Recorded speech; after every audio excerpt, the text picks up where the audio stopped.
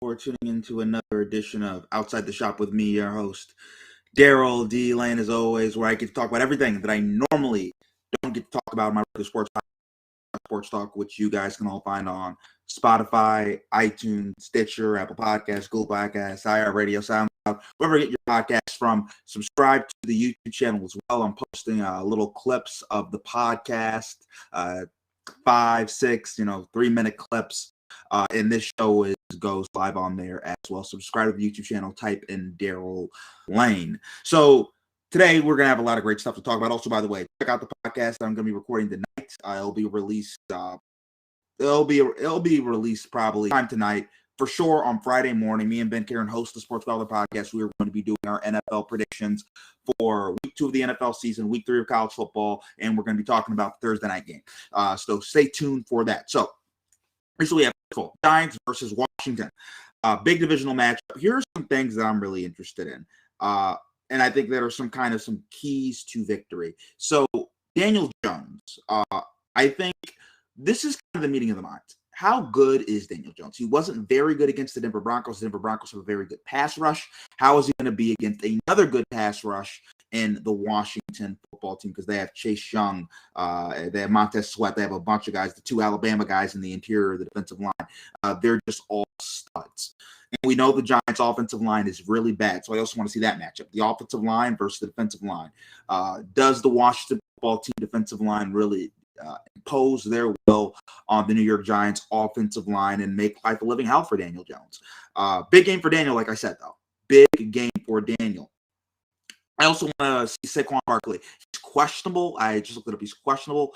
I don't know if he's going to go. If he does go, I assume that it's going to be he's going to be kind of 70-ish%. He's not going to be 100% Saquon. So obviously, it's probably more to the Giants' benefit if he is at full capacity. That's not going to be the case. But I just want to see how Saquon's moving because obviously tore his ACL. I just want to see how he's moving because we've seen with running backs, when you lose it, you lose it. Look at Ezekiel Elliott.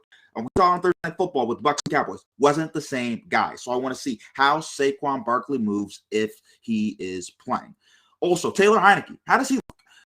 Brian says Patrick hurt. He's not going to be playing. Who plays better, Taylor Heinicke or Daniel Jones? I think this is going to be very interesting, right? Undrafted free agent versus a third-year quarterback, high-round third-year quarterback, right? Who plays better? Because I'm going to tell you, big indictment if Taylor Heinicke outplays Daniel Jones on the big stage. And there's going to be a lot of soul searching. And if the Giants go 0-2, that gets them quicker to being in the Spencer Rattler sweepstakes. The quarterback from Ole Miss, I'm forgetting his name at the moment, the Sam Howell sweepstakes for all these top quarterbacks. So Daniel Jones, it's in his benefit to win because these NFL teams, they get rid of you quick, fast, and hurt. So also, versus 0-2. Both these teams are 0-1. The Giants lost to the Broncos, as I just said, and the Washington football team lost to the Chargers. So one of these teams is going to be 0-2. Statistically, teams that are 0-2, chance like 50% less if they lose. So this is a big game for both teams, particularly since it's a divisional matchup. And I think most people expect for there only to be one team in the NFC East that makes the playoffs. So in terms of additional standings, tiebreakers, this is a must-win for both teams because whoever starts 0-2, it's going to be a hell of a ride. It's going to be a hell of a ride. The rest of the year because those losses, they can pile up. Now, my prediction, I think I'm going to go with the Washington football team. I think it's going to be a very odd scoring game, but a very low scoring game too, kind of boring. I'll say let's say 13-12. I think it'll be one of those games. I think Daniel Jones is going to get his butt whooped out there. Taylor Heinicke is going to play solid, but not spectacular. But I think Chase Young and this Washington defense is going to really win the day. So Deshaun Watson, it's just been reported now that it's unlikely that there will be any criminal, I'm reading this right now, criminal inquiry unlikely to be finished by the NFL trade deadline. So it's unlikely that Deshaun Watson, there will be a resolution before the trade deadline. All this is going to keep going. I think this is very interesting. I think this kind of sets the stage that Deshaun's going to finish the whole year with the Texans. And I think they're just going to have to revisit this in the offseason. It's going to be a stain on the franchise. It's going to be a little uncomfortable.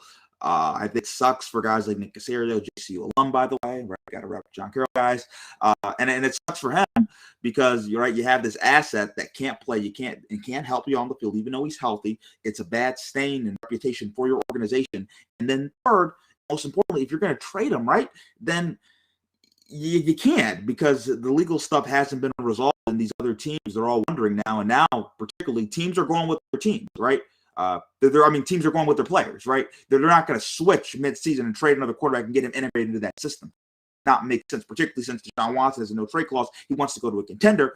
A contender's not just going to uproot their whole team, their whole season right now to trade for him. This isn't like in the NBA where you will see moves like that. That does not happen in the NFL. So I think this says Deshaun Watson going to be a Houston Texan the rest of this year.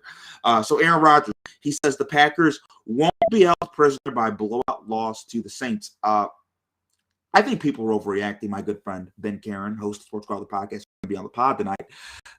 He did not have the Packers in his power rankings. I think that's crazy. I think that's asinine. I don't know what Ben's thinking. I think we all need to relax on the Packers. This is a team that was in the NFC Championship game last year, right? Was in the NFC Championship game the year before. They have Aaron Rodgers, who is still universally recognized as a top 5 quarterback. Matt LaFleur is still universally recognized as a top coach. They have a lot of talent. They just ran into a buzzsaw in the New Orleans Saints. I don't think that the Packers are as bad as they showed. I don't think the Saints are as good as they showed. And guess what, folks? If the Saints are as good as they showed, then the Saints might very well win the Super Bowl. And the Saints are a really good team. Jameis Winston's a really talented quarterback. Jameis Winston's a really talented quarterback. So I think when you look at all that and take all that into account, I think we're overreacting a tad bit on the Packers lost to the Saints. Now, next, what we have is this. Buccaneers, Tom Brady says he could possibly play till 50. Tom Brady's like Jason, folks. He just won't die, no matter what. Tom, he never have to worry about it. Like, Tom is going to play forever. I don't think he'll play till 50. I think that's crazy. I think he's just saying that to say it. It would astonish me, right? You see that sometimes in baseball with pitchers. You'll see them play for a long time, but I just don't see him. I think at some point he's going to take some type of kill shot, right? Like, it's something the bones get too brutal. I know he's doing the pliability and the TB12. I just don't see him playing till 50. He's 44 right now. That's like, what, 5-6 more years? 5-6 more years. I can see him still being really, really good for the next couple of years, but 4, 5, 6 more years, that's crazy. And then it gets to like, you keep pushing it back. Like, so right, originally it was like, hey, I can play till 45. Then it's like, I can play till 50. Well, then why not 55? Then why not 60? Like, at some point, it has to end. At some point, this show's going to end. At some point, everything ends. It's just the finality of life. And lastly, Nick Wright for Fox Sports FS1. He's host of the show First Things First in the morning. Not a lot of people like Nick Wright. I don't mind Nick Wright personally, but he reported that if Kyrie Irving is traded by the Brooklyn Nets, he will retire from basketball. Kyrie Irving, I think, like retweeted him or whatever and had like puppet strings calling Nick Wright a puppet, which I thought was kind of funny. I think this is really interesting. And I think Kyrie kind of rejected this, but I would agree with Nick. And I think Nick's reporting here is kind of valid and makes sense, right? We know Kyrie's a kind of an odd guy. If Kyrie is traded from Brooklyn, I can very much see Kyrie being like, you know what? Screw it. I'm done with basketball. I've had enough success. I've made all NBA teams. I've made all-star teams. I won a championship. I've hit a shot into 2-time MVP's face and Steph Curry. I've accomplished so much. I'm rich. I have generational wealth for me and my family. I can do whatever I want. Why do I want to play in a place I don't want to play? I could see Kyrie just being like, screw it, I'm done, and just retiring.